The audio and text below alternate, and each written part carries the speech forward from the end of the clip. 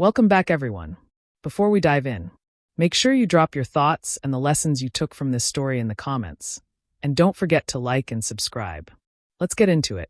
My name is Rochelle Bennett, and I was 34 years old when I skipped my own keynote speech and flew home a day early to surprise my husband for Valentine's Day. We had been married for 8 years. We had 6-year-old twin boys, Micah and Roman. I had a design studio in Chicago that I had built project by project, contract by contract, while quietly making myself smaller whenever Damon's ambitions needed more room. By the time I walked through my front door carrying roses and his favorite Bordeaux, I believed I was coming home to protect something that had begun to feel fragile. I had no idea I was about to watch the end of my marriage happen in the middle of my own living room. Before everything broke, there had been a moment I returned to more than any other. 2 years earlier, a commercial developer had offered me the chance to expand Lineweight Studio into a second location. The contract would have tripled my revenue. I printed the proposal, highlighted the numbers, and laid it on our kitchen table the same night Damon came home with his own news. He had just been offered a major regional position at Meridian Group, the kind of title he had chased since his late 20s. He looked stunned by it, almost boyish, like someone had handed him a version of his future he had not quite dared to expect. I still remembered how he had stood in our kitchen in his shirt sleeves, one hand braced against the chair, telling me the role meant more travel, longer hours, and a real shot at everything he wanted. I had looked down at my own contract, then back at him. Damon said he could wait. Damon said my studio was my dream, and he would never ask me to give that up. Then he put both hands around my face and said if I made space for him now, he would spend the rest of his life making sure my turn came next. He said I was the reason he was brave enough to reach for anything bigger. He said he would never forget it. I let my expansion offer expire 3 days later. That was the version of us I was still carrying when I left Minneapolis a day early in February. The conference coordinator, a woman named Yvette with a headset and a clipboard, blinked twice when I told her I needed to go. I apologized. I promised to send a recorded version of my keynote by the end of the week. I said there had been a family matter. It was not entirely a lie. Valentine's Day was the next day. Damon had been traveling more than usual. 3 trips in 6 weeks, most of them 1 or 2 days longer than the itineraries he had given me. I wanted to remind him that home was still here, that I was still here, that whatever had gone thin between us had not disappeared beyond repair.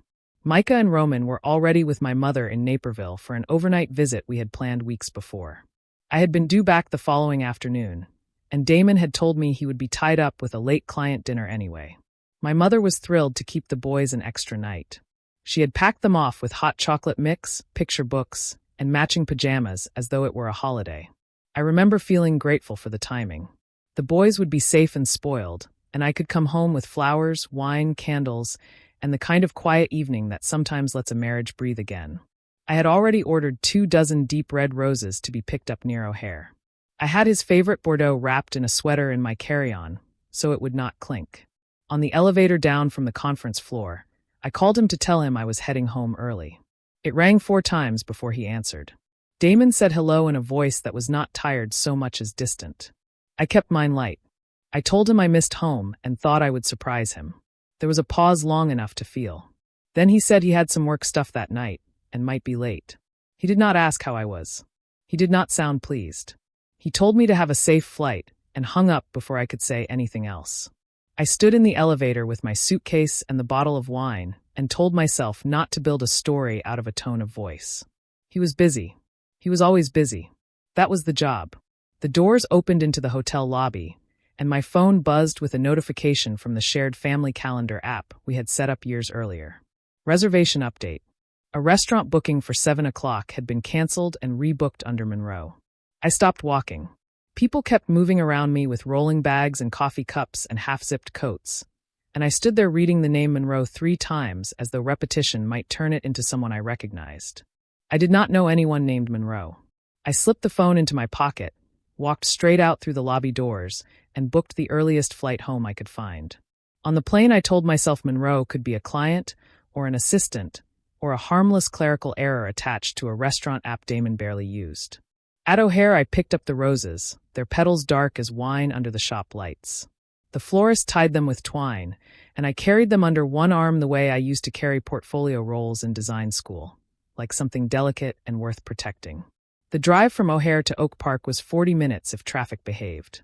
I had driven that route after hospital visits when the boys were toddlers with back-to-back ear infections, after late client meetings, after picking Damon up from corporate dinners when he had let an open bar do too much of the talking.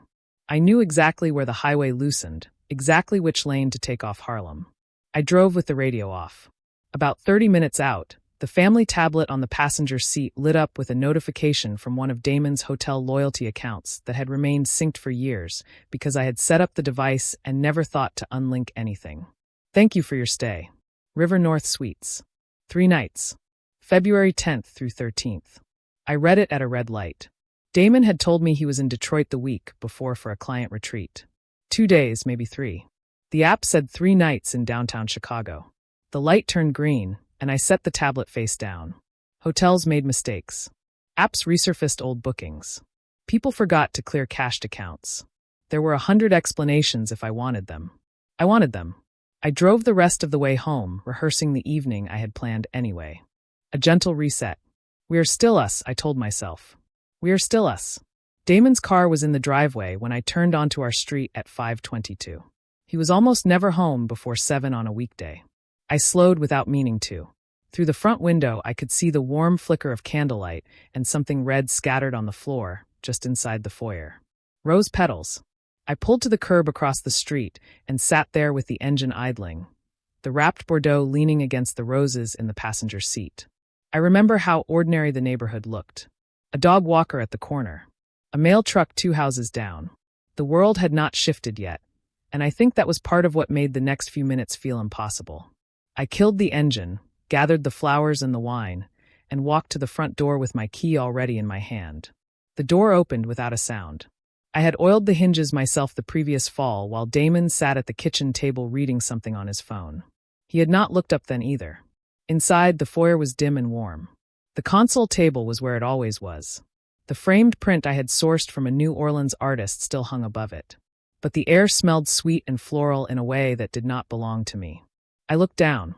Red petals trailed from the stairs through the archway into the living room. I followed them 3 steps and stopped. The candles were everywhere. On the mantel, on the coffee table, on the side tables I had stripped and refinished myself the year we moved in. The room was beautiful. It was my room dressed for somebody else. I heard Damon's voice before I saw him. Low, practiced, careful. The voice he used when he wanted people to believe he was speaking from somewhere deeper than he actually was. He said he had been carrying this for months because he wanted to get it right. He said the woman in front of him deserved right. I pressed myself against the wall beside the archway and looked in. Damon was on one knee in the charcoal suit I had bought him for his birthday 2 years earlier. In front of him stood a woman I had never seen before, late 20s, composed and pretty in a way that looked effortless until you understood effort had simply been spent somewhere else. One hand covered her mouth. Her eyes were wet. In Damon's hand was a velvet ring box. Later I would learn the ring had cost $4,118, all of it traced back to money taken from Micah and Roman's college account. In that moment, I only knew my husband was proposing to another woman in my house. Damon said her name was Noelle. He asked her to marry him. She laughed and cried at the same time and said yes before he had fully risen. He slid the ring onto her finger. He kissed her temple. His hand went into her hair. The petals were on my floor. The candles were burning in rooms I had painted. The woman looked as though she believed she had been chosen in some grand, legitimate way. My hands did not shake. That still surprises me. I reached into my coat pocket, pulled out my phone with the same steadiness I used when measuring cabinetry, opened the camera, and pressed record. I kept recording for exactly 40 seconds. Enough to capture his face. Enough to capture hers. Enough to capture the ring, the yes, the kiss, the petals, and the date in the corner. Enough to prove that whatever came later was not confusion or rumor or something Damon could talk his way around. When I stopped, I backed out one step at a time until the wall of the foyer met my shoulder again. I eased through the front door, pulled it closed without a sound, and walked back to my car carrying flowers meant for my husband and a video that would end his life as he knew it. I sat in the driver's seat for maybe 10 seconds, maybe a full minute. The house glowed in front of me like a staged photograph. I looked at the video once, just the first few frames, then locked my screen and called my brother Warren. He answered on the first ring. Warren Hines was a contracts attorney who believed in preparation the way some people believe in prayer. He heard my voice and stopped sounding like himself immediately. He asked if I was safe. I said yes. He asked where the boys were. I said with Mama. He told me not to go back inside, not to call Damon, not to send a single text, and to come straight to his house. Warren lived in Wicker Park in a narrow brick two-flat he had bought before the neighborhood got expensive. He opened the door before I knocked. His kitchen was nothing like mine. No softness, no layered lighting, no small things chosen because they made the room feel human. Just an oak table, bright overheads, and a kind of order that came from a man who spent very little time cooking. A laptop was open when I walked in. A glass of water was already on the table. I appreciated that he had not poured wine. I appreciated that he did not ask for the story before I was ready. I turned my phone toward him and pressed play. He watched the video once, then again more slowly. His jaw tightened when Noelle held out her hand for the ring. When it finished, he set the phone down between us and said we were not going to give Damon a single inch of narrative control. He told me to log into the joint bank portal. I did. He asked about every shared account, every investment, every savings bucket, every card. The one that stopped him was a sub-account labeled M and our future. Micah and Roman. Our boys. Their college fund. The account should have held just over $41,000. It held a little over $9,000. At first the withdrawals looked almost stupidly modest. $200 here. $700 there.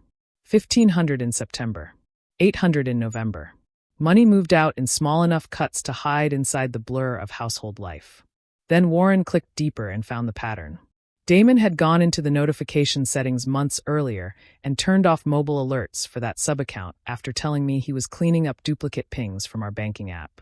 He had changed paperless statement routing, so those statements went only to a secondary email tied to his phone. He had buried the account under an archived folder inside the portal. I had trusted him, and he had used that trust like a lockpick.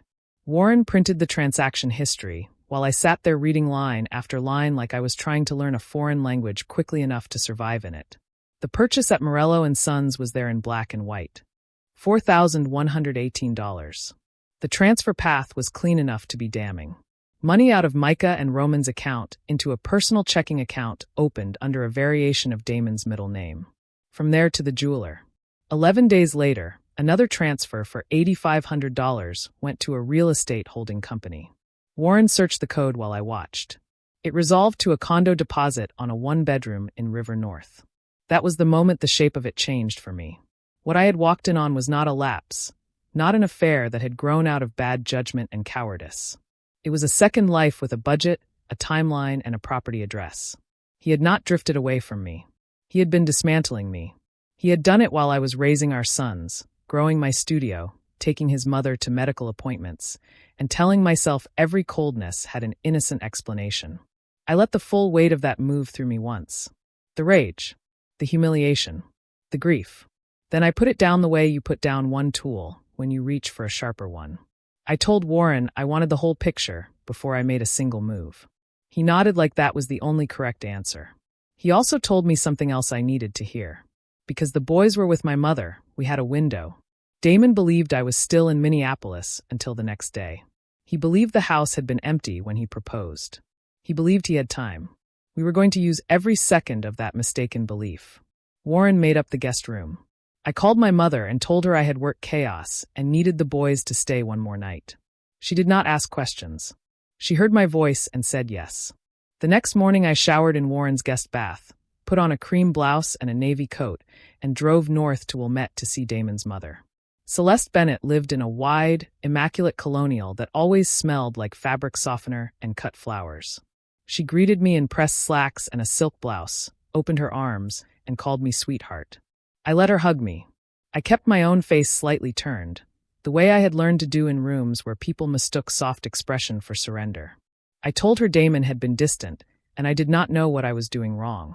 I said I needed honesty. Celeste poured coffee and told me I was not doing anything wrong in the same tone a person might use while arranging a vase. Then she began to say entirely different things with the softness of someone convinced softness made them kind. She said people grow in different directions. She said Damon had been under enormous pressure. She said a man at his stage needed a partner who was fully present. She glanced at my phone face down on the table and said, almost gently, that work had always been very important to me. The implication was clear enough to bruise. I asked if Noelle Monroe was the woman from his office. Celeste's eyes flickered once. It was a small slip, but it was a real one. She said Damon had not told me? I said he had only mentioned a colleague. Celeste exhaled like a woman who had been waiting a long time to stop pretending. She said Noelle was lovely. She said the girl looked at Damon the way a man liked to be looked at. She caught herself halfway through the sentence and tried to smooth it back into something respectable. It was already too late. I kept my voice small and asked how long she had known. Celeste said since October. She did not apologize. She said she had encouraged Damon to be honest with himself. She said it was not cruel to admit when one chapter had ended and another had begun. Then she made the mistake that turned my suspicion into certainty. She told me Damon had wanted the ring to have presence, and she had gone with him to Morello because a proposal deserved care. She smiled, private and satisfied, and said at least he had tried to do things properly. I sat there holding a coffee cup, while my husband's mother calmly described helping him finance betrayal with my children's future. I thanked her for being honest. I even took a small bite of one of her almond cookies and nodded, as though the taste mattered. Then I left, sat at the end of her driveway for 4 minutes, and breathed until the heat behind my eyes turned cold again. When I called Warren, he said he had more. He told me not to come alone. I drove straight to his office in the loop with my hands steady on the wheel. Warren's desk was covered when I arrived. Bank statements. A spreadsheet with highlighted lines. Partnership documents. Printouts from the Illinois Secretary of State portal. Bennett Voss Marketing, a boutique consultancy Damon had co-founded with Gregory Voss 4 years earlier after leaving Meridian Group. I had contributed $12,000 at launch because Damon had called it a temporary bridge investment and promised my name would stay limited to minority equity. I had never wanted a seat there. I had trusted his structure. Warren pointed to the operating agreement and told me my money and my married name were enough to put me in the blast radius if I did not move first.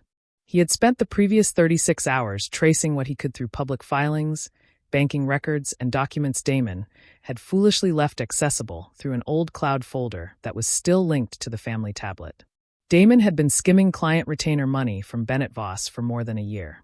Not huge amounts all at once. 400, 900, 1200. Enough to slide under ordinary monthly review if nobody was looking for theft. The total across 11 transfers was just over $46,000. Some of it had funded hotels and dinners. Some of it had gone to the condo deposit. The ring, however, had come from Micah and Roman's fund. Warren made that distinction twice because in court precision mattered. The client accounts attached to the diverted money were Bramwell Partners and Solace Group. Those names appeared not only in the banking trail, but inside internal performance reports saved in Damon's cloud folder. Both accounts had been credited to Noelle Monroe, an account director at Bennett Voss who was up for promotion. Her quarterly review cited Bramwell and Solace as business she had helped develop. The dates lined up too neatly to be accidental. I asked Warren if he was saying she was part of it. He said he was saying she had touched dirty accounts and claimed the benefit. Then he showed me the thing that settled that question harder than I expected. Damon had once used the family tablet to open his work email during a weekend soccer game and never logged fully out. A deleted message archive had synced into the device's cloud backup. Warren had found an exchange between Damon and Noelle from 3 weeks earlier. Noelle wrote that the Bramwell restoration needed to hit before month end because she was using those numbers for her promotion package and her mortgage pre-approval. Damon replied that he would move money around after Rochelle signed the boys' camp forms and stopped watching the household dashboard so closely. Noelle wrote back, "I do not care where you park it, just do not let the condo wire bounce again." There was nothing romantic about that message. That was what made it so foul. It was business-like greed. I read the exchange 3 times. Noelle had known enough. More than enough. She might not have seen every account statement, but she knew there was money being shifted to support a condo she planned to live in with my husband. She knew the timing had to be disguised. She knew enough to keep asking for the fraud to look cleaner. I thought back to the tears in her eyes when she said yes in my living room. I thought about how sacred she had made that moment sound. There are kinds of guilt that hide under sentiment very comfortably. Warren told me Gregory Voss needed to hear this before Damon sensed any movement and tried to tell the story first. Gregory was the managing partner at Bennett Voss. He had actual authority over the firm. But Warren also warned me not to expect miracles. Gregory would need to verify everything independently. He would need counsel. He would need records that did not come only from an angry wife and her brother. I said I understood. Then I asked him to set the meeting anyway. For the next 6 days, I lived 2 lives. In one, I stayed at Warren's until Micah and Roman came home from my mother's house. Then I brought them back to Oak Park and moved through our family routines as though I were not carrying evidence that could detonate half a dozen futures. I helped the boys with spelling words. I cut their pancakes into squares. I found Roman's missing library book under the sofa and listened to Micah explain, with devastating seriousness, why his stuffed shark needed an apology from everyone in the household. In the other life, I met Warren before school drop-off and after bedtime and watched the architecture of my marriage turn into documents. Damon noticed nothing at first. That was almost insulting. He kissed my cheek one morning while buttoning his coat and thanked me for handling pickup because he had a late client call. I looked at the man who had robbed our sons and financed a second home for another woman, and I saw how much of his confidence had always depended on the idea that I was too loyal to look closely. Betrayal is not only cruelty. It is arrogance. It is the assumption that your victim's love will continue doing labor for you long after you have stopped deserving it. Gregory met me at a quiet coffee shop in River North on a Thursday morning. He arrived exactly on time, folded his coat carefully over the chair, and listened without interrupting while I laid out the evidence in the order Warren had prepared. The boys' fund, the personal account under Damon's middle name, the Morello receipt, the condo deposit, the 11 transfers, the performance reports tied to Bramwell Partners and Solace Group, the email between Damon and Noelle about month-end restoration, and the condo wire. Gregory said very little. Once, when he reached the email, he sat back and covered his mouth with 2 fingers. When I finished, Gregory asked why I had come to him first instead of to a client, a board member, or the police. I told him because he deserved the chance to see what was happening inside his own firm before Damon polluted the facts, and because I needed a witness with real authority who could verify what I had brought. Gregory held my gaze for a long moment. Then he told me he was taking everything to counsel that day, opening a restricted internal review and preserving Damon's access logs before any alert went out. He said he would not move on assumptions, only on confirmed records. I told him that was exactly why I had come. Damon finally raised the subject of space 3 nights later. Micah and Roman were asleep upstairs. The dishwasher was running. The television threw blue light across the living room, though neither of us was watching it. Damon set down his wine glass and said he thought we might need a trial separation to figure out where we both were. He said both as though he had not already made bookings, bought a ring, and staged a proposal. He said it like corrosion had simply formed between us naturally. I looked at him and said okay. He blinked. He had prepared for pleading. He had prepared for tears. He had prepared for the version of me that still believed explanation was the same thing as accountability. When none of that came, he reached for my hand with the practiced sadness of a man trying to feel like the decent person in his own story. Damon said this was hard for him too. Damon said he hoped we could be mature for the boys. Damon said he never wanted to hurt me. I let him speak all the way to the end. Then I said if he wanted space, he would have it. Warren filed the divorce petition 4 business days later, after he had assembled the financial exhibits properly and locked down service strategy. The 40-second exhibit was not the video itself, but a sworn description of its contents, with the full 40-second clip held in escrow and ready for court production. The sealed filing laid out dissipation of marital assets, unauthorized diversion of funds from the children's education account, and concerns about exposure tied to Bennett Voss marketing. Damon still did not know. He thought his timing was controlling the sequence. In reality, he was walking through a structure that had already been built around him. Gregory called me the following Monday. His voice was more clipped than before. Counsel had verified enough to suspend Damon's access to firm accounts, begin a forensic audit, and quietly preserve Noelle's performance records and internal correspondence. Gregory told me something else. Damon had invited half the company and several clients to an engagement party the following month in a private dining room at Alden House in the West Loop. Gregory said he had no intention of making formal accusations in public that had not yet gone through legal review. I said I was not asking him to. I only said I planned to attend. Once I made that decision, The rest of the plan came together the way rooms sometimes do when the right proportions finally present themselves. Alden House had a presentation screen built into the private room because companies use the space for client dinners and quarter-end recaps. Warren contacted the event manager from his office, identified himself only as counsel for a family matter, and arranged for a 40-second media file to be queued on the room's AV system at my request. The manager did not ask many questions. I suspect the retainer Warren paid helped. My job was only to give the signal. During those weeks, I did not become colder. I became clearer. I moved my business accounts out of any structure Damon had ever touched. I transferred studio contracts into protected accounts. I signed a lease on the suite beside mine, the expansion I had delayed for years while waiting for the right season. I also kept making lunches for Micah and Roman. I kept returning library books. I kept listening when Micah wanted to tell me for the third time about a classmate who cheated at kickball. Survival is not cinematic most of the time. It is paperwork and cereal bowls and the discipline of not collapsing in front of children who did nothing to deserve that fear. Damon called me himself with the invitation to the party. He said he wanted me to hear it from him. He said he and Noelle were keeping it small and tasteful. He said it would mean something to everyone if I came, that it would show maturity and help people feel less awkward. There was a note in his voice I understood immediately. He wanted a witness to his reinvention. He wanted the woman he had betrayed to legitimize the shape of his new life simply by standing in the room and not objecting. I told him I would be there. The night of the party, I left Micah and Roman with my mother and drove downtown alone. I wore a burgundy dress, fitted but simple, with my hair pinned up and my shoulders bare. Not overdone. Not careless. A woman walking into a room she had already measured. The host at the entrance checked my name on the list and smiled that careful smile people use when they know they are standing near tension, but do not yet know its direction. Inside, the room was exactly what I expected. Tall windows, white linen, glass candle cylinders, low music, a looping slideshow on the screen near the bar with photographs of Damon and Noelle from carefully cropped dinners and rooftop drinks.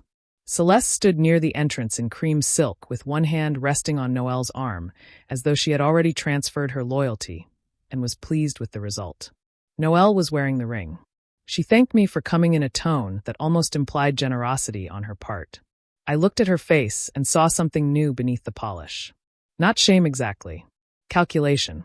She knew enough by then to understand the world beneath her feet was not as solid as Damon had promised. Gregory was at the far side of the room with a glass of water, speaking to no one. He met my eyes once and gave me the smallest possible nod. Damon found me near the windows 10 minutes later. He looked handsome in the way he had always looked handsome, which is to say he looked well assembled. He touched my elbow and said he was glad I had come. He said it meant a lot that I could do this. I looked at him and thought about every version of him I had loved.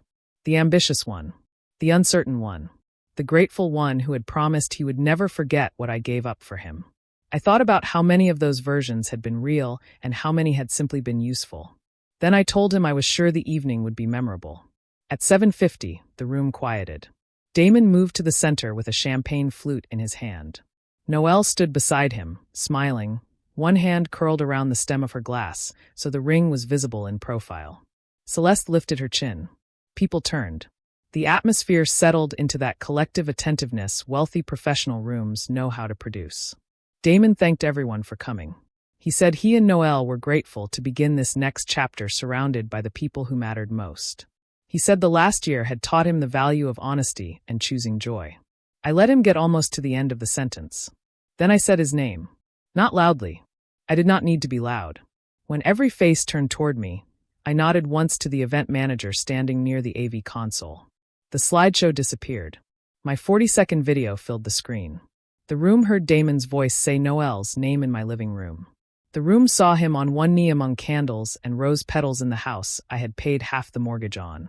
The room saw Noelle cry, hold out her hand, and say yes. The timestamp burned in the lower right corner.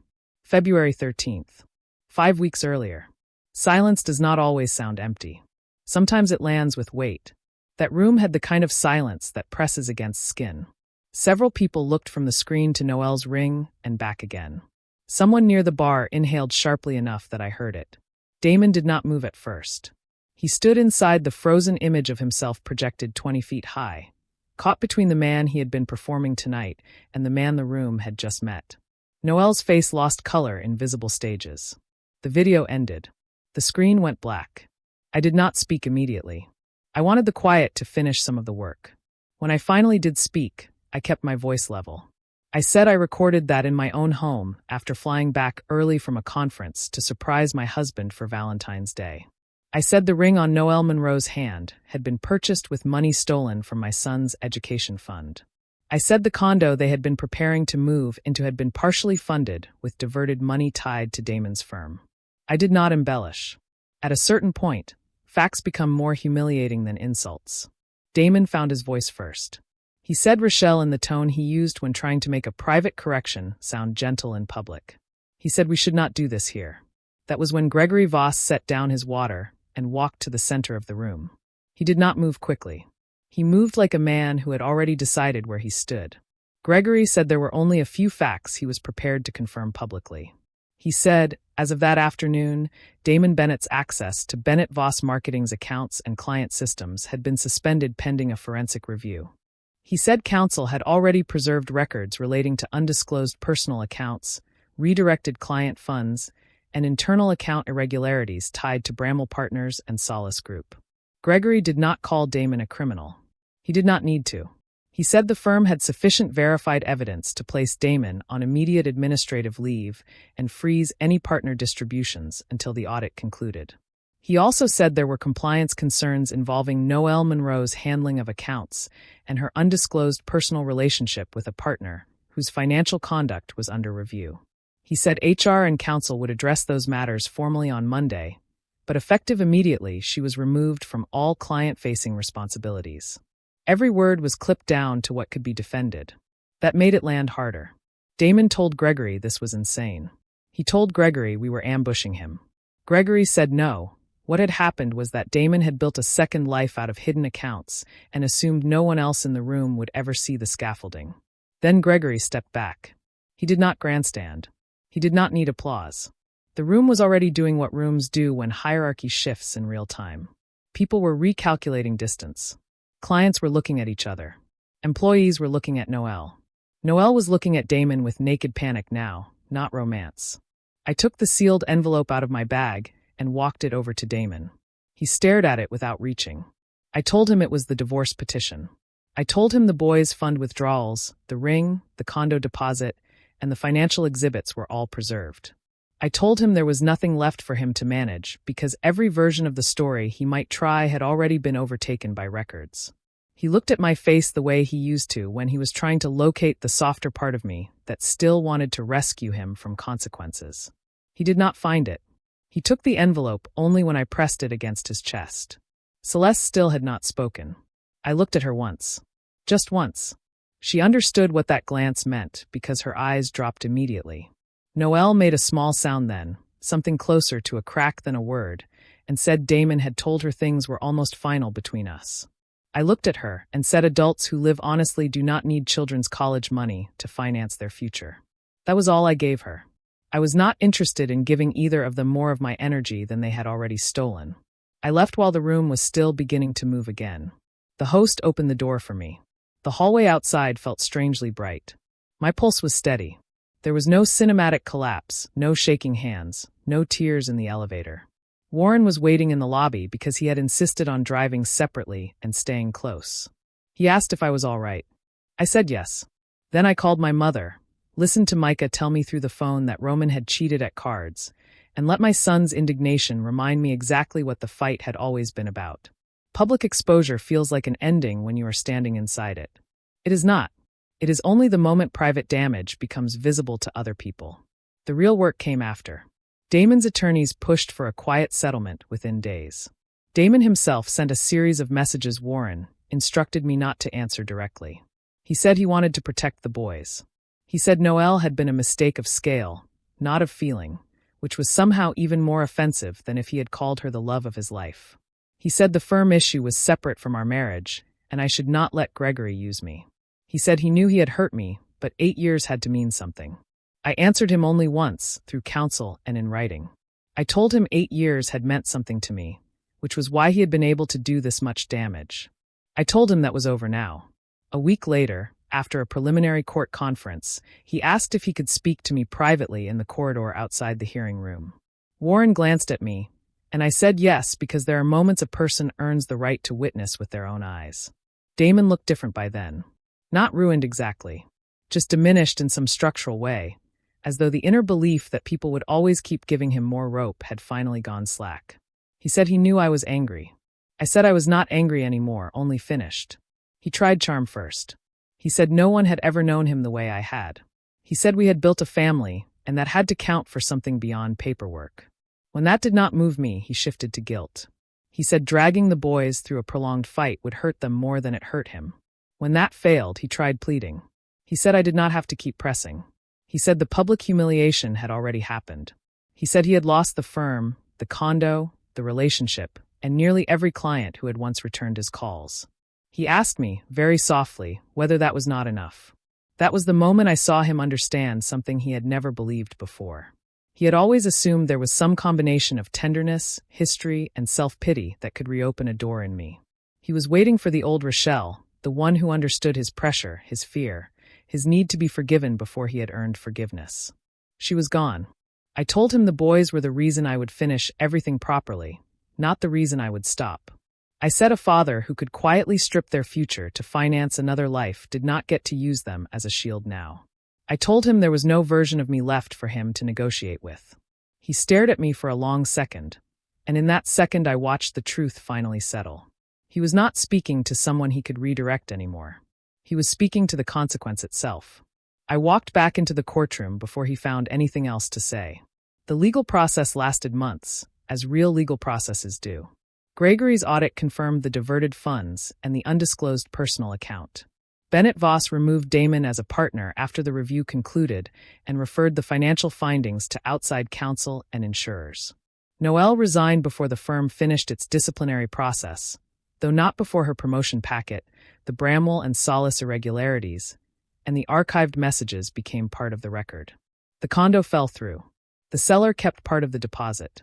Celeste did not call me for almost 3 months, and when she finally did, it was to ask whether I might someday understand how complicated things had been for Damon.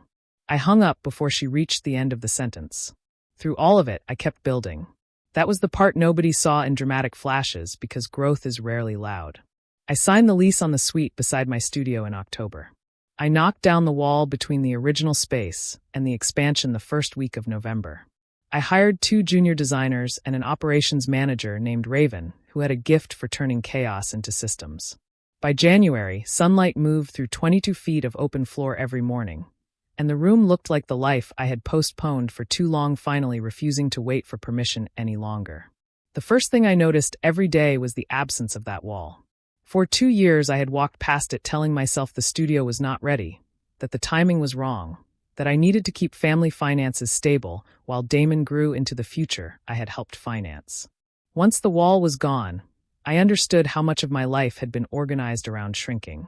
I stood in the middle of the new open floor one winter morning with coffee in one hand and a materials binder in the other, and it hit me that expansion had not become possible because my life had become easier.